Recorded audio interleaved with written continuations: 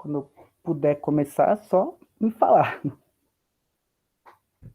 Boa noite. Nós estamos aqui hoje em torno do minicurso do Guilherme Rodrigues sobre o conto do Maupassant, La Nuit. Então, gostaria de agradecer a presença de todos e agradecer ao Guilherme por ter se disposto a conversar conosco sobre este conto. Então, Guilherme, fica à vontade. Pode começar a hora que você quiser. Boa noite, pessoal. Professoras, muito obrigado pelo convite.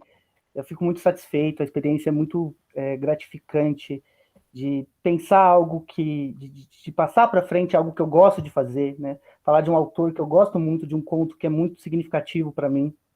Então é um prazer esse mini curso. Então vamos lá, como vocês devem ter acompanhado, o mini curso é pensado para 3 aulas, né?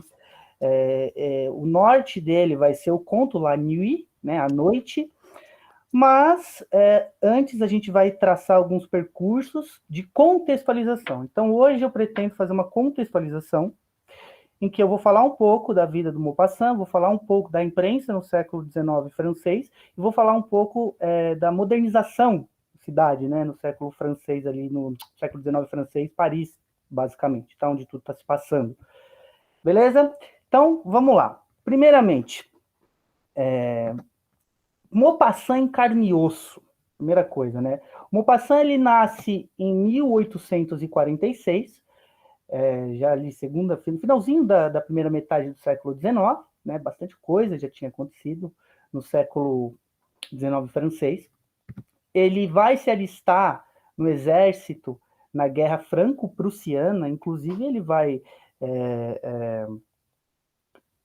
ter uma vida militar bastante ativa, ele vai participar bastante de empreitadas militares, e só vai sair significativamente dessa vida quando ele assume uma carreira definitivamente literária, né? Porque ele tem essa carreira literária, ainda que dentro do jornalismo.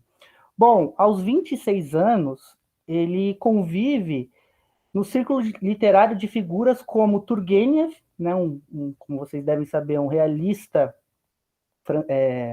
que tem ali bastante experiência com os franceses, mas ele é russo, né, um dos maiores nomes do realismo na Rússia. O Zola, uma figura do naturalismo, ali, uma linha de frente para o naturalismo. O Huysmans, um escritor símbolo assim, para o decadentismo, né, na França. Mallarmé,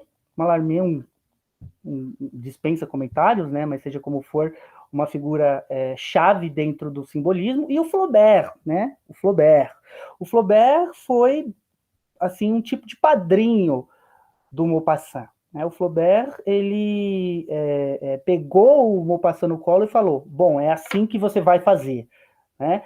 Apesar de, como a gente vai ver, o Maupassant não necessariamente ouvir a todos os conselhos dele, né? Então, ele estava bem acompanhado, o menino, né? Bom, ele vai contribuir em jornais do tipo Le Figaro, Gil Blas, Le Gaulois, Le Show de Paris, né? São jornais que basicamente tinham ali colunas específicas para arte, para literatura, né? Misturava ali o jornalismo com a literatura, o que era típico basicamente de todo jornal no século XIX nesse período, tá? Bom, ele publica mais de 300 contos, e não só, né? Ele vai publicar alguns romances, Bellamy é um deles, Univie, né? Uma Vida é outro e tal, mas ele vai ficar mais conhecido como contista, né? Os contos dele bastante concisos, né? Enxutos. E o Maupassant, ele vai morrer num manicômio, aos 42 anos de idade, relativamente jovem. Ele foi internado num surto de sífilis e tal, que já tinha atingido o cérebro dele assim de uma maneira devastadora. Ele tenta se matar com um corte na garganta, num surto, não consegue, aí ele vai para o manicômio e lá ele fica transitando entre estados de consciência, semiconsciência e inconsciência, né? Curioso é que nesse período aí de 2 anos, na verdade são 18 meses, né? Ele acaba, nos estados de consciência dele, ele tem que estar em camisa de força, porque ele tentava se matar, né? Então ele teve um final de vida aí terrível, que inclusive às vezes a gente tem esse negócio, né, de separar o autor da obra e tal, mas no caso do Maupassant, alguns contos dele, desse período aí, né, dos últimos, porque ele escreveu durante 10 anos, né, e no último ano que ele estava escrevendo, a gente vê os contos dele falando bastante de assuntos relativos à loucura, né, e aí a gente imagina uma pessoa que estava na condição dele escrevendo aquilo, quer dizer, havia quase que um desencargo da própria experiência, né? Bom, então esse é o Maupassant. Tá aí ele, ó, a figura. Bigodão, sempre acompanhou ele e tal. E aí eu trago uma citação dele, né, que é bastante curiosa, que é uma citação que vai quase que assim, com essa citação dá para concentrar bem resumidamente a filosofia literária do Maupassant, né? Ele vai dizer o seguinte, como tá aí: de um lado, o conhecido que ontem era desconhecido. Do outro, o desconhecido que será o conhecido amanhã. Essa floresta remanescente é o único espaço que ainda resta para os sonhadores, porque nós sempre temos uma necessidade invencível de sonhar. Andem rápido, ó poetas, só lhes resta um canto de floresta onde podem nos levar. Ele ainda pertence a vocês. Então, onde que ele publica isso, né? Ele publica num periódico chamado Le Gloire. O nome desse texto é um ensaiozinho, é um tipo de crônica, bem dizer, chamado Adeus Mistérios, né? Em que ele está criticando o avanço da ciência e a arrogância do homem cientista, ali naquele contexto, quase um positivista, né? Em não se, vamos dizer assim, se desdobrar diante do desconhecido. Quer dizer, o desconhecido, ele virou uma espécie de, naquele período, uma espécie de desconhecido a curto prazo, né? Quer dizer, é um desconhecido com prazo de validade. E esse desconhecido vai se tornar conhecido pela ciência, né? O mistério da vida, né? Quer dizer, o Victor Hugo falava lá, né? O dever do poeta, do escritor é descobrir, desvendar o mistério da vida. Então, o mistério da vida se perde diante da ciência. E o Maupassant está criticando isso, porque o mistério da vida só é alcançado, segundo a lógica dele, nesse ensaio, pelo poeta, né? Então, aqui a gente vê, basicamente, a obra dele bastante curvada a esse tipo de pensamento, né? Bom, então eu falei um pouco do Maupassant, né? Fiz um resumão do que ele foi, de como ele viveu e tal, né? E agora eu vou falar um pouquinho dos jornais, da imprensa, né? Vou deixar um pouquinho de lado o Maupassant para falar um pouquinho da imprensa. Qualquer coisa, se precisarem me interromper, se precisarem comentar, é só falar, tá? Eu não tô vendo a janela aqui, então se vocês fizerem alguma pergunta, as professoras puderem me acenar e tal, caso alguém faça isso, porque eu só tô vendo os slides, né? Senão eu não consigo mexer nos slides. Então agora eu vou falar dos jornais, né, da imprensa, como a imprensa estava se desdobrando. Bom, os jornais, eles nesse período estão passando por um avanço da tecnologia de impressão, né? Então surge a tal das máquinas cilíndricas de impressão. É uma máquina que vai promover um avanço, vai promover o produto final, né, o jornal impresso, bonitinho, em um curto prazo, né? Então, de um dia para o outro e tal, essas coisas conseguiam ser feitas muito rapidamente, bem diferente do que se fazia há alguns anos antes, com a prensa lá do Gutenberg, né? Então, as máquinas cilíndricas já estão em voga nesse período e os jornais, eles estão sendo produzidos muito rapidamente. Eu trago aqui a citação de um estudioso, o André Nogueira, em que ele vai falar um pouco sobre a imprensa francesa no século XIX, e ele traz um dado interessante, né? Ele vai dizer que as tiragens dos jornais franceses passaram de 36 mil exemplares no ano de 1803 para mais de 1 milhão de exemplares no ano de 1870, né? Quer dizer, em menos de um século, isso se multiplicou relativamente rápido, né? Quer dizer, e tinha demanda, né? Tinha quem consumisse isso, né? O contingente acompanhava a demanda, né? Talvez a demanda fosse até maior nesse sentido, porque é uma nova maneira de conhecimento, é uma opinião pública dinâmica, né? Bom, nesse sentido, eu dou até uma acenadinha para o Habermas, e dá para a gente dizer que o jornal ele contribui para um tipo de ágora moderna. Ele vira um espaço de discussão em que você tem os agentes da discussão ali, os escritores, os jornalistas, o que quer que seja, os autores de modo geral, o próprio jornal enquanto empreendimento, né? E o público que acompanha isso de um jeito ou de outro, né? É uma discussão, então, restrita, sim, aos autores e tal, mas que interessantes para toda a sociedade, né? Seja sobre moda, seja os folhetins, seja notícias sobre a guerra, né? Tudo isso conversava ao mesmo tempo no jornal, em maior ou menor grau, a depender do jornal, né? E aí, ainda sigo numa lógica que é meio teórica sobre o jornal, que é enxergar nele um aspecto polifônico. Quer dizer, como eu adiantei aí, você tem muitas vozes, você tem muitos autores, você tem a retomada de um artigo que foi escrito em um outro jornal, né? Você tem a informação sobre um romance que vai ser divulgado, né? Você tem algum tipo de escritor falando sobre a guerra, né? E assim por diante. Então existe um aspecto polifônico no jornal que mistura as vozes, né? Segundo o André Nogueira, e é coerente a gente pensar aqui, havia um tipo de hierarquia de gêneros no final, né, quando isso se consolidou. E ele vai dizer o seguinte: a imprensa francesa do século XIX permaneceu vinculada a uma hierarquia de práticas discursivas, nas quais gêneros com alto grau de literalidade, como a poesia, dramaturgia, artigos polêmicos, comentários, crônicas, eram tidos como superiores à reportagem. Isso fez com que os jornais ambicionassem ter o ethos de um escritor e não de um repórter. Neste tipo de cultura, aí eu sublinho isso daqui, o jornalismo era visto como o primeiro estágio de uma carreira literária. Isso parece fazer sentido para a gente quando pensamos, inclusive, nos grandes romancistas do século XIX brasileiro, né? Se a gente pensar, basicamente, ali, vamos pegar aqueles dois, né? Os grandes dois ali, o Machado de Assis e o José de Alencar. Os dois participam do jornalismo de maneira ativa. E aí a gente tem mais um monte, né? Bilac, Lima Barreto, João do Rio, enfim, né? Então, nesse sentido que nós pensamos aqui a possibilidade de um escritor jornalista, o escritor que usa o jornalismo como meio de divulgação da sua arte, a bem dizer, né?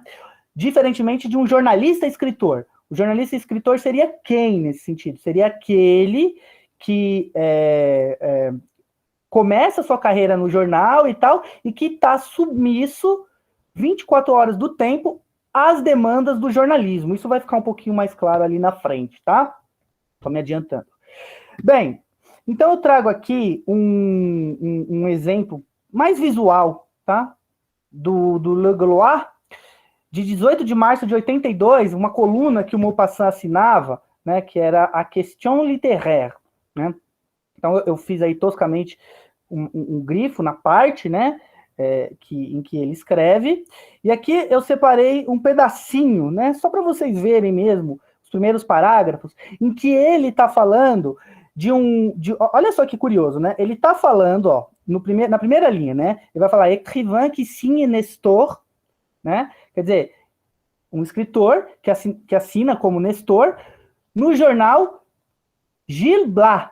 Então, ó, ele já mencionou outro escritor, ele já mencionou outro jornal, e aí logo abaixo ele vai mencionar o Huysmans, né, aquele escritor do decadentismo lá que eu falei, naturalismo e decadentismo, né? E é curioso, porque ele diz assim, ó, ele fala sobre uma crônica dele mesmo, né? Então, uma tradução seria isso aqui: consagrou um longo artigo à discussão da minha última crônica, onde eu aprecio o volume do meu confrade Huysmans, né? Bom, alguém falou... Guilherme, a Vanessa levantou a mão. Ah, pois não, Vanessa.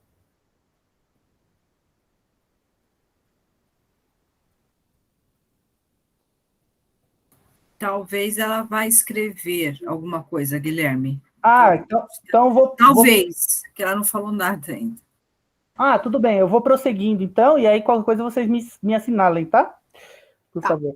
Então, vejam, né, as referências que ele faz. Ele vai fazer uma referência a um outro escritor, a um outro jornal, a um outro artigo de outro escritor, ao artigo dele próprio, ao texto do confrade dele e o próprio confrade. Tudo isso no primeiro parágrafo. Ele está basicamente avisando o leitor, situando o leitor do que é que ele vai falar. O leitor sabia disso, né? O leitor sabia do que ele estava falando.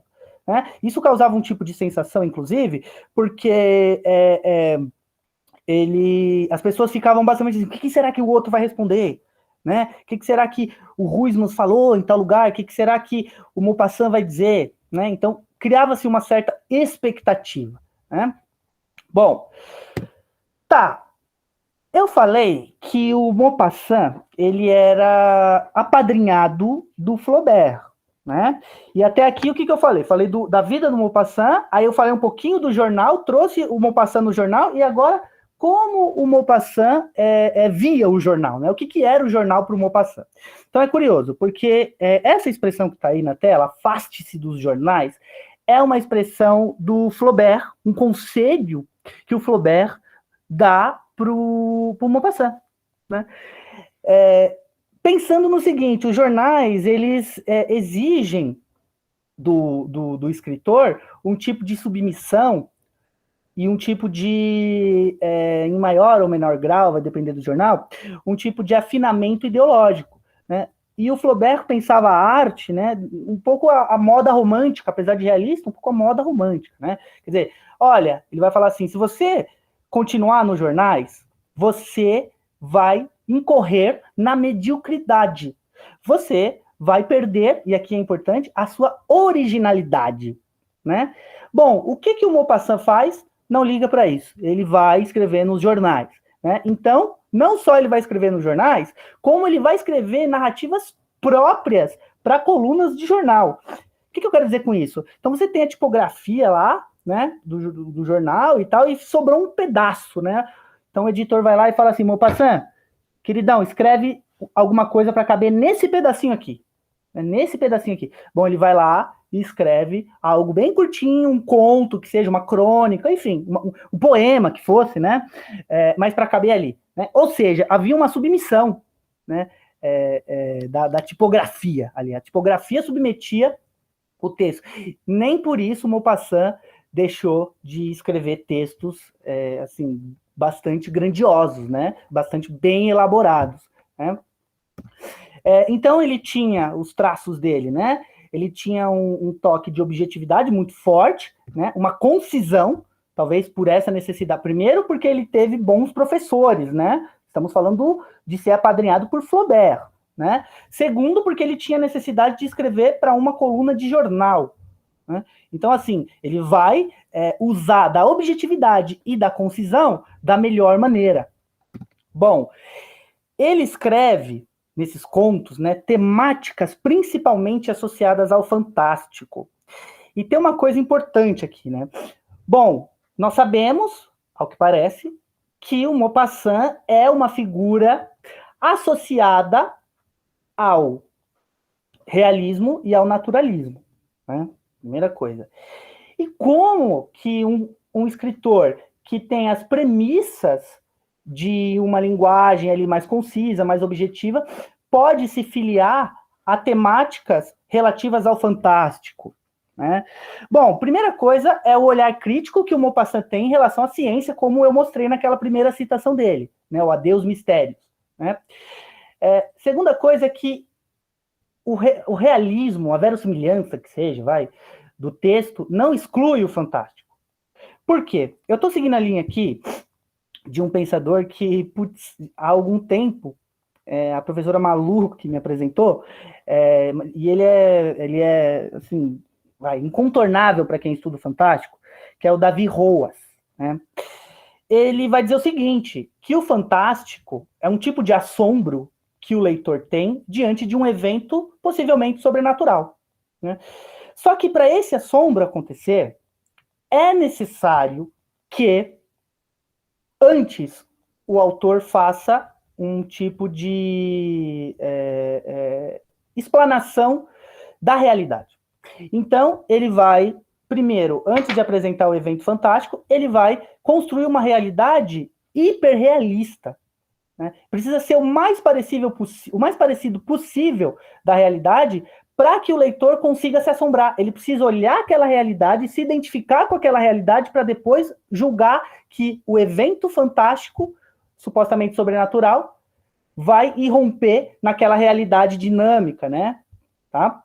Então, uma coisa não exclui a outra. Você pode falar que o Maupassant escreve narrativa fantástica e é realista, tranquilo, né?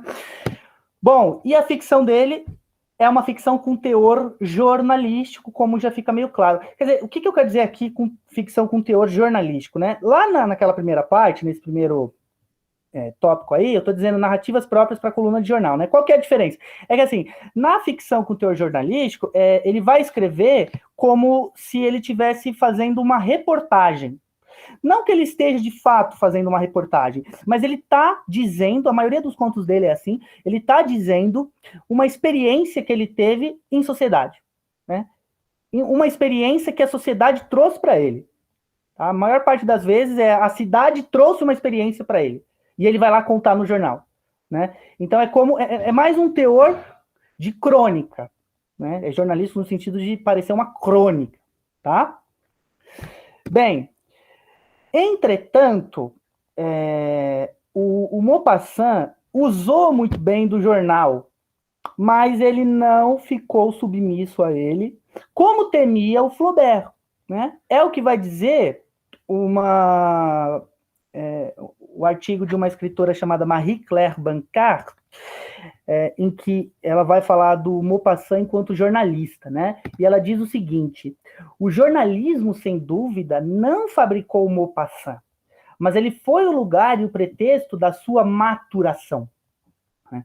Ou seja, o jornalismo não fez do Maupassant um escritor, mas no jornalismo ele encontrou um tipo de espaço em que ele pudesse elevar cada vez mais a sua qualidade literária, né?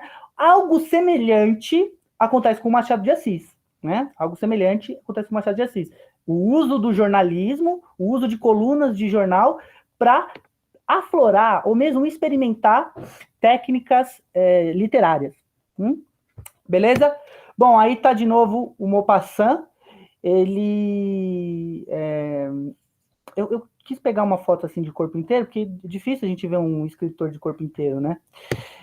Aí ele um pouquinho mais jovem, né, também com bigodão. E uma outra citação dele, um pouquinho piegas, é verdade, mas que a gente vê que mesmo nos escritores ali mais filiados a uma técnica realista, ainda existe aquela aura do grande escritor, né? Do escritor enquanto gênio. Ele vai dizer o seguinte, ó: por que essa amargura de viver? É o que carrego em mim, essa segunda visão que é, ao mesmo tempo, a força e toda a miséria dos escritores.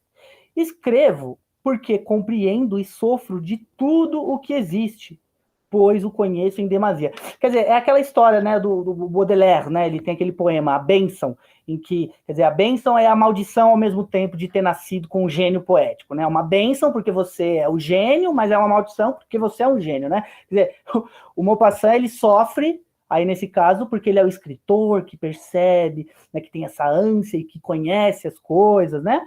É uma pegada um tanto, a meu ver, um pouco piegas e até, assim, bastante romântica, né? Mas tá aí.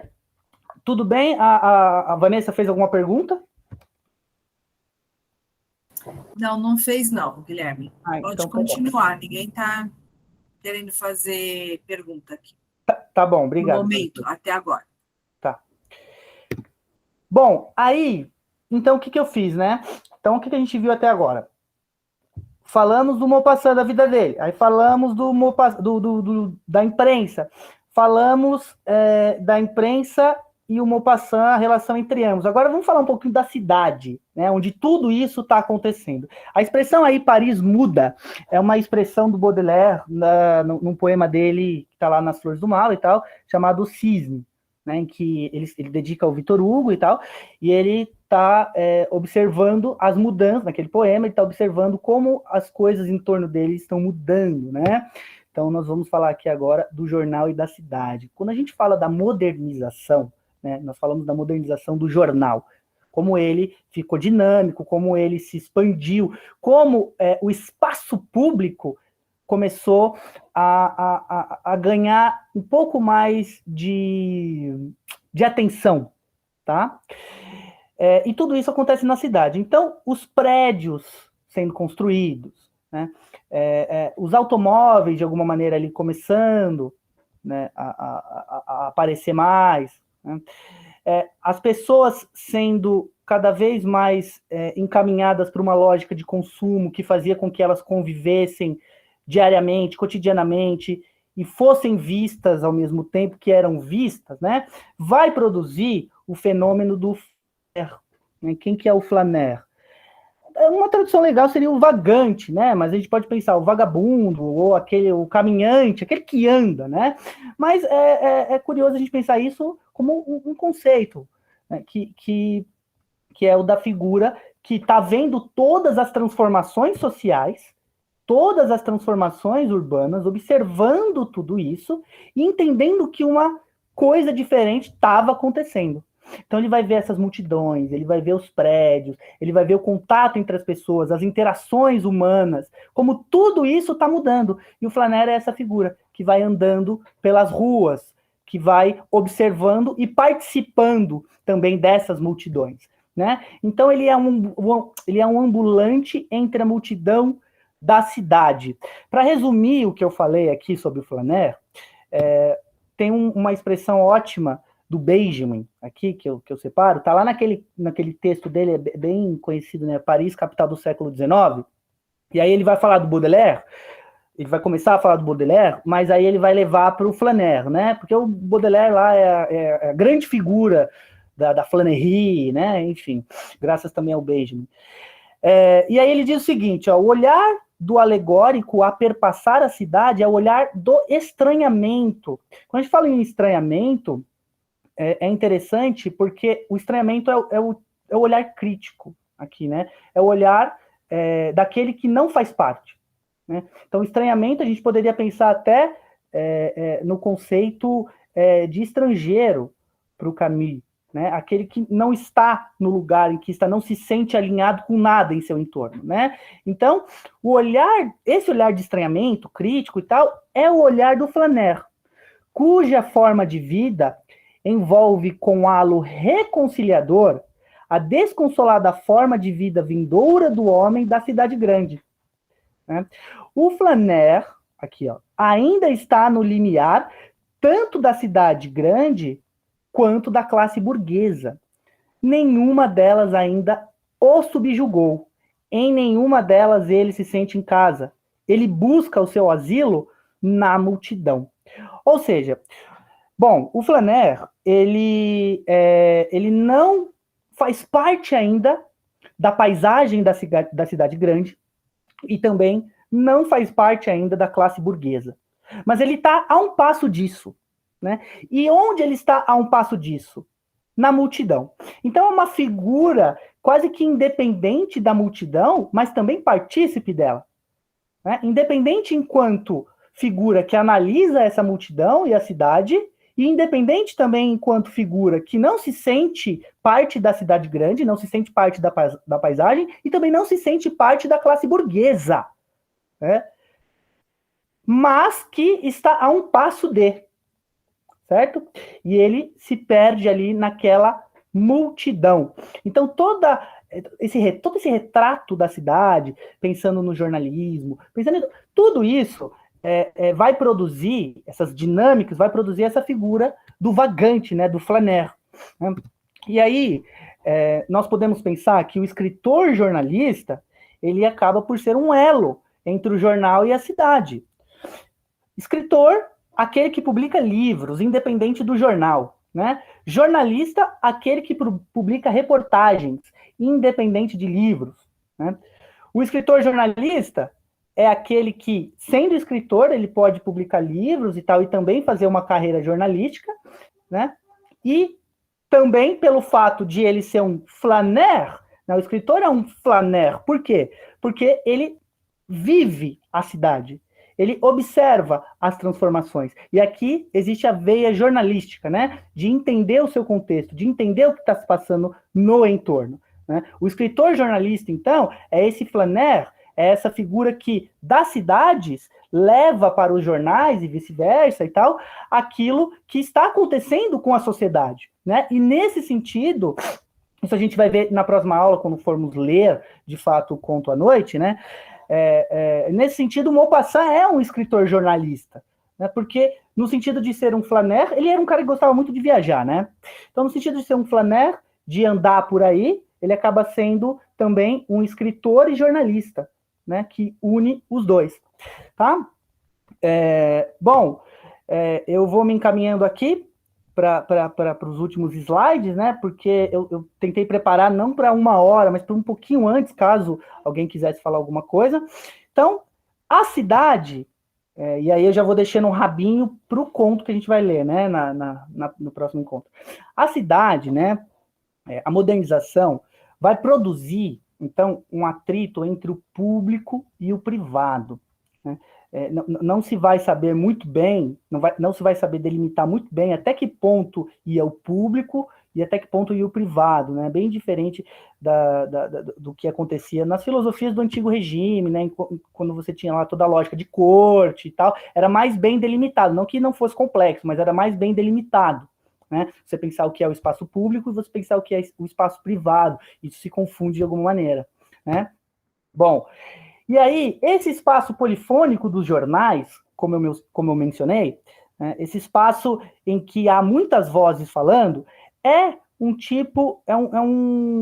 veículo que tem harmonia com o espaço polifônico da cidade, né? Então, aquelas vozes que estão todas nos jornais, que a gente vê as discussões emanando, né? Vários autores falando, e falando de um, falando de outro e tal, esses tipos de discussões se davam também na cidade, né? A cidade vivia isso, né? A cidade vivia o que estava nos jornais, né? De alguma maneira. Quando eu digo que vivia o que estava nos jornais, enquanto fenômeno, né? Enquanto fenômeno de interação social, tá?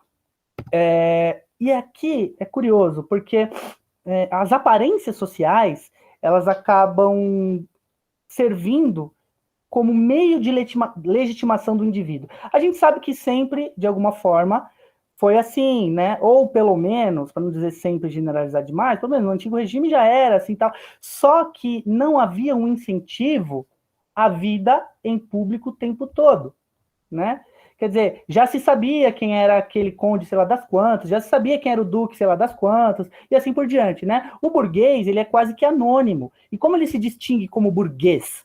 Pela sua vestimenta, né? Então, as legitimações do indivíduo, elas vão acontecer por meio da aparência. Falei bastante de Machado, né? Tem aquele conto, para quem conhece, aquele conto O Espelho, do Machado de Assis, resume muito bem isso, né? A sua aparência, a farda do indivíduo lá, é que vai fazer com que ele se afirme como sujeito na sociedade, né?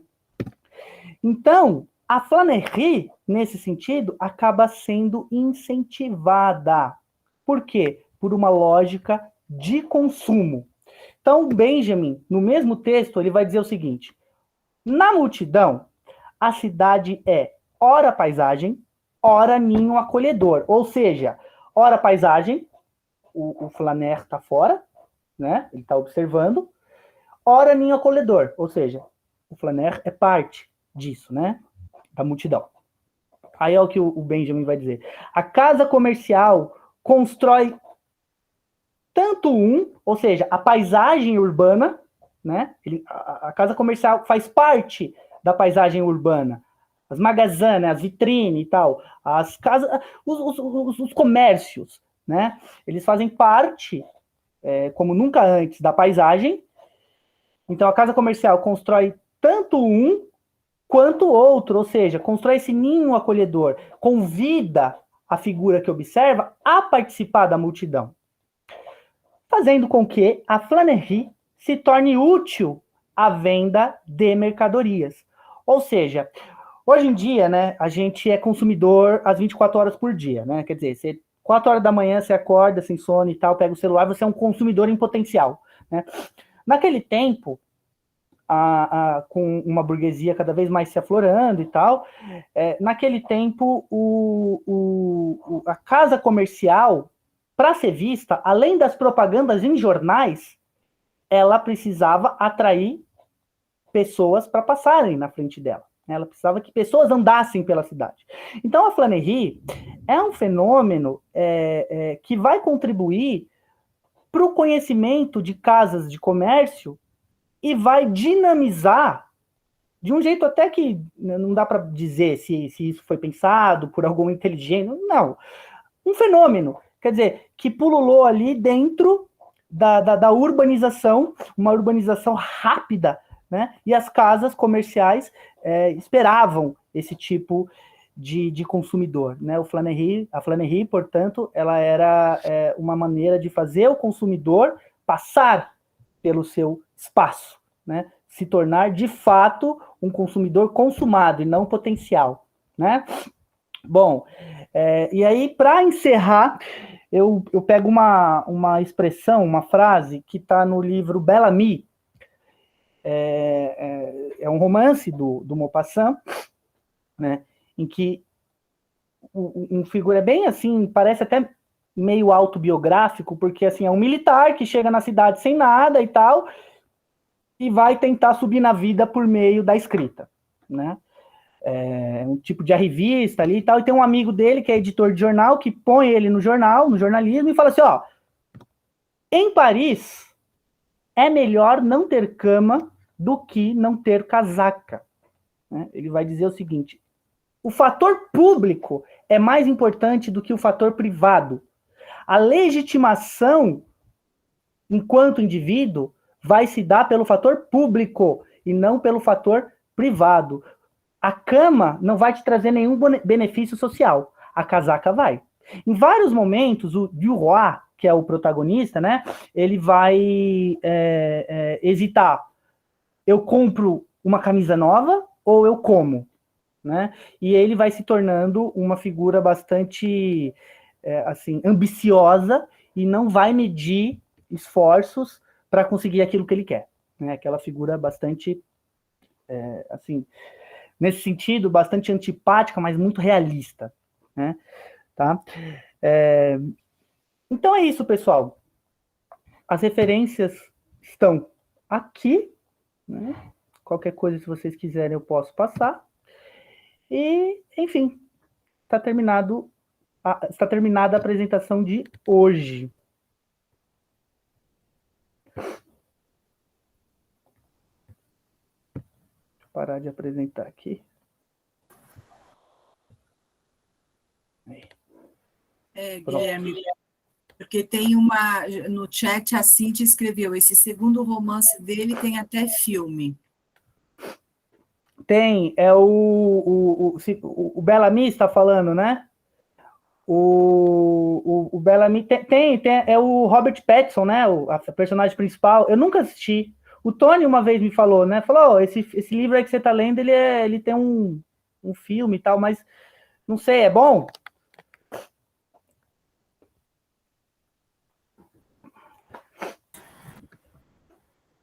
Bel-Ami, o Sedutor. Eu tenho uma crítica primeira ao filme com Robert Pattinson, porque ele não tem bigode. Ah, ele não tem bigode? Ué? No filme, não. Acho que não Tem quiseram... toda uma história do bigode com o Duroy no livro. Então, é interessante, porque talvez não quiseram confundir com porque ele fez um filme do Salvador Dalí, né? Quem sabe ele ficasse muito parecido, porque ele tinha o bigode no filme, né? Mas, poxa, o Duroy com o bigode dele é importante, né? É um fator de sedução. Exatamente. O bigode em si. Realmente, eu achei esquisito. E também me parece estranho um Bel-Ami sem falar francês. Oi? Um Bel-Ami falando inglês também me parece um pouco estranho. Ah, nossa, isso daí... aí a gente fala da licença poética, né? Tem que perdoar. Né? Tem que realmente perdoar. Poética.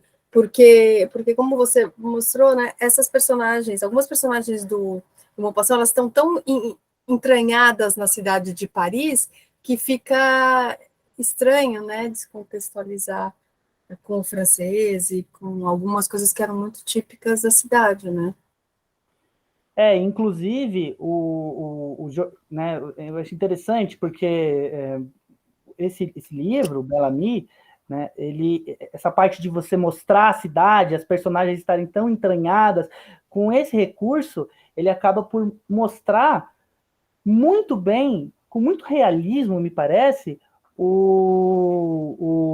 até, Iriane, até a próxima. Até a próxima. As dinâmicas do jornalismo. Sim. Eu acho que só perde pro Ilusões Perdidas. Eu acho que só perde pro Ilusões Perdidas, que é assim um negócio, né? Mas a dinâmica do jornalismo, nossa. É perfeito.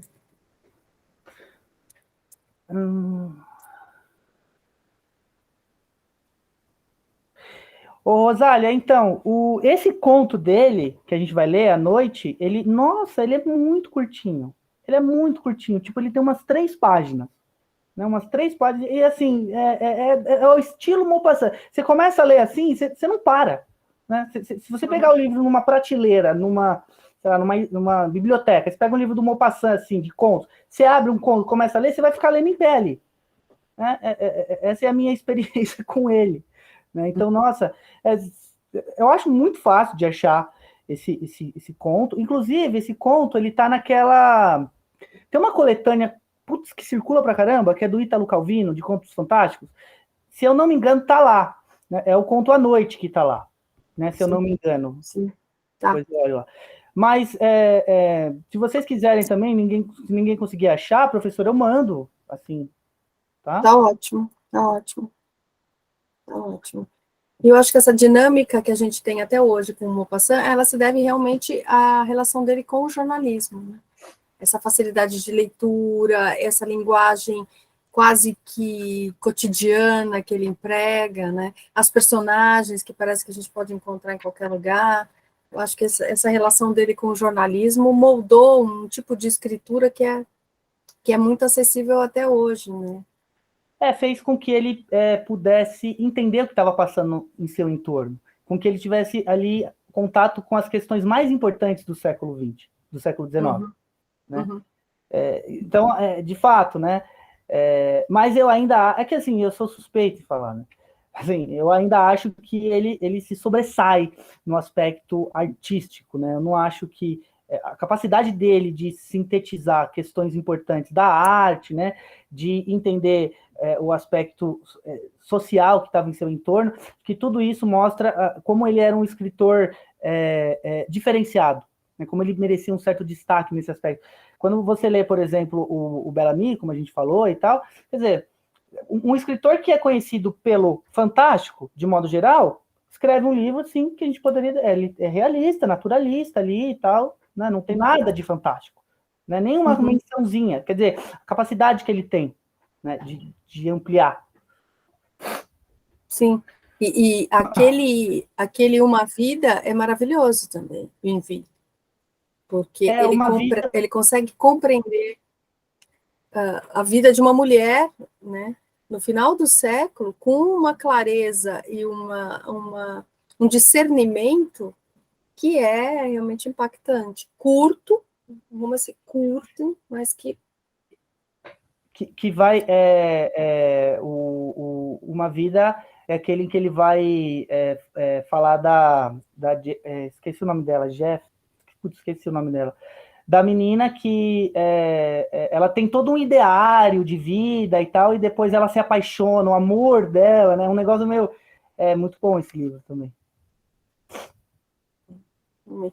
E ele consegue captar esse aburguesamento da cidade francesa, da sociedade francesa como ninguém, de uma maneira extremamente concisa. Assim, né?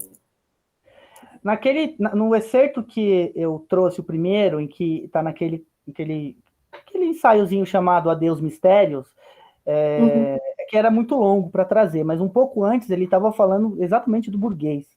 Né? O burguês, com a sua ciência, né, acha E eu acho curioso isso, porque ele, quer dizer, ele participa de círculos, principalmente ali o Zola, da maneira dele, né, que tinham um olhar ali um pouco positivo sobre a ciência de um modo geral, né, e ele Sim. vai assim com os dois pés no peito, né, quer dizer, ele vai falar assim, olha, vocês aí, burgueses, né, nojentos, que acham que estão descobrindo alguma coisa para a ciência e tal, não, vocês não estão fazendo isso. Sabe o que vocês estão fazendo? Do mundo um lugar enfadonho. O mundo é chato com vocês. Né? E aí ele vai falar aquelas coisas. Nós, os poetas, né? Nós vamos lá para a floresta, que esses burgueses estão querendo desmatar. Né? Enfim, é muito legal. Valeu, Renato. Bom. A Renata saiu já, né?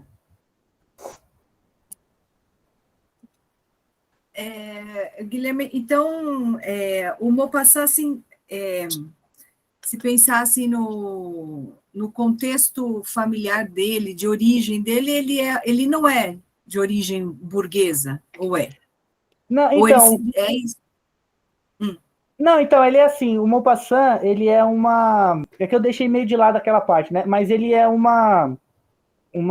O que dizem aí, não sei se você já ouviu, professora Malu, que o Flaubert era padrasto dele, né?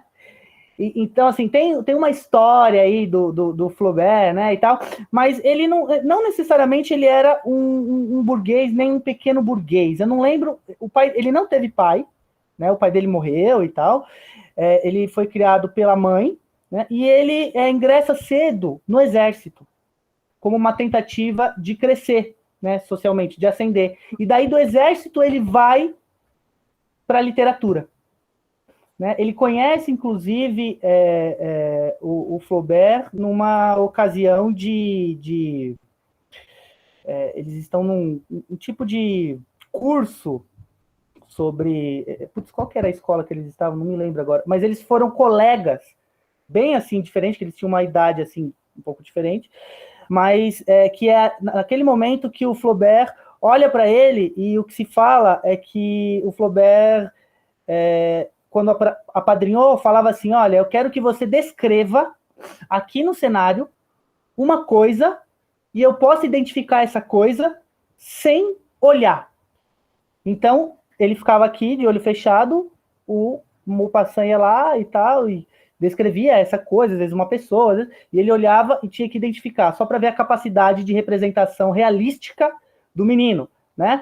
Então, assim, ele não era um burguês. Ele poderia ser, assim, um arrivista, de alguma maneira, né? Ele usou o exército, a vida militar, e depois usou a carreira literária, né? As famílias eram... ele é da região da Normandia, como o Flaubert, e eles eram de famílias que eram meio vizinhas, meio... circulavam, né? As famílias circulavam pelos mesmos lugares na Normandia. E a mãe do Flaubert cria ele e o irmão sozinhas, e aí a mãe do Maupassant. E aí o Flaubert acaba adotando o Maupassant quando ele vai para Paris, porque ele já tinha uma relação anterior, então diz que que o Flaubert tinha uma relação com a mãe, aí outros são as fofocas, né? Então é fofoca, né? Mas, que tinha alguma coisa ali, mas não se sabe ao certo. O que se sabe é que quando ele chegou em Paris, o Flaubert já estava lá, né? Era mais velho, e pegou ele pela mão e falou: é aqui que você tem que circular. Levou para aquele grupo que era o grupo dos realistas e naturalistas, né? Realistas naturalistas.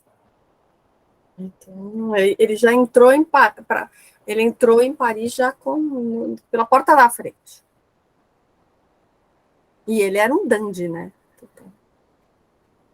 Gostava de remar nas águas do Sena.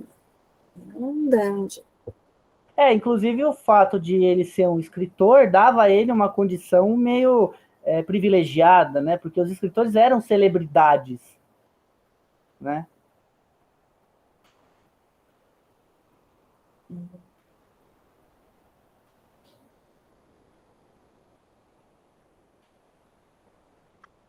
Então é isso? Alguma pergunta?